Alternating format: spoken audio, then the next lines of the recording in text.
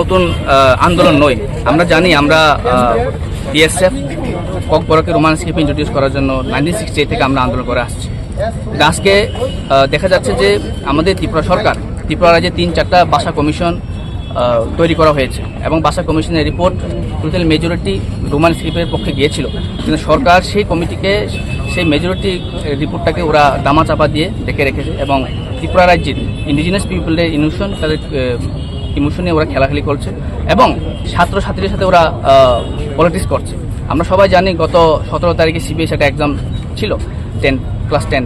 ওরা যে সময় কোয়েশ্চেন পেপার দেখে বেঙ্গলি স্ক্রিপ্টে ওরা পেয়েছে, তো ওরা ছাত্ররা চেয়েছিল যে রোমান স্ক্রিপ্টে ওরা কোয়েশ্চেন পেপারটা সেট আপ হোক এবং ওরা রোমান স্ক্রিপ্টের জন্য ওরা তৈরি হয়ে এসেছিল। কিন্তু দেখা যাচ্ছে যে সরকার এবং টিবিএসসি বোর্ড এবং সিবিএসসি বোর্ড ওরা ছাত্রদেরকে একটা স্ক্রিপ্ট ইম্পোজ করে দিয়ে ওদের কেরিয়ারের সাথে, ওদের ফিউচারের সাথে ওরা খেলছে। তাই আমরা টিএসএফ আজকে ইনডিফিনিটের জন্য একটা বন্ধ ডাক দিয়েছি, কারণ যে সময় ফান্ডামেন্টাল রাইট ব্রেক করা হয়, আমাদের অধিকারকে যখন আমাদের কাছে কেড়ে নেওয়া হয়, তখন আমরা এই স্ট্রাইকের অপশনটা আমাদের চুজ করে নিতে হয়েছে।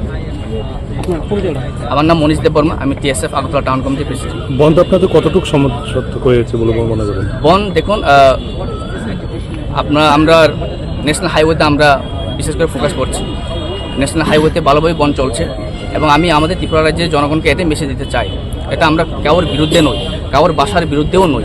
আমরা চাই আমরা ত্রিপুরা রাজ্যের জনগণ এই বনটাকে সমর্থন করুক, কারণ একজন জাতিগোষ্ঠীর বাসা যখন আঘাত করে তখন ওরা আমরাই বুঝি, যারা কথা বলে, যারা স্পিকার, ওরাই জানে যে কীভাবে মনে আঘাত লাগে। তো সবাই এই ত্রিপুরা রাজ্যের জাতি, জনজাতি, আমাদের বাঙালি ভাই বন্ধুরাও এই বনটাকে সমর্থন করার জন্য আমি ওদের আপিল করছি।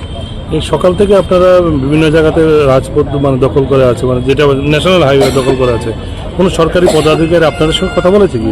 দেখুন, এখন অব্দি কোনো আসেনি, আর যদি আসেও আমাদের সেন্ট্রাল কমিটি আছে, আমাদের জেনারেল সেক্রেটারি, আমাদের প্রেসিডেন্ট, ওদের কাছে যদি যায় তাহলে যেতে পারে, কিন্তু এখন অব্দি আমাদের কাছে কোনো খবর নেই। আপনাদের মধ্যে থেকে অ্যাসেম্বলিতে প্রতিনিধিত্ব করছে কয়েকজন আছে, কিন্তু ওরা এই বিষয়টাকে অ্যাসেম্বলিতে তুলে না কেন? আমাদের পক্ষ থেকে বলতে, যেহেতু আপনারা সবাই মিলিতভাবে আপনারা যে টিএসএফ আপনার সংগঠনটা কোনো নির্দিষ্ট কোনো সংগঠন মানে দল, আমরা টিএসএফ আমরা টোটাল ইন্ডিপেন্ডেন্ট স্টুডেন্ট অর্গানাইজেশন। সেই 1968 থেকে আমরা স্টুডেন্ট অর্গানাইজেশন চালাচ্ছি। 1968 থেকে আমরা কোনো পলিটিক্যাল পার্টির সাথে নই। হতে পারে আমাদের টিএসএফের কোনো লিডার যারা আমাদেরকে লিড করে গিয়েছিল, ওরা হতে পারে অন্য কোনো দলে গিয়ে ওরা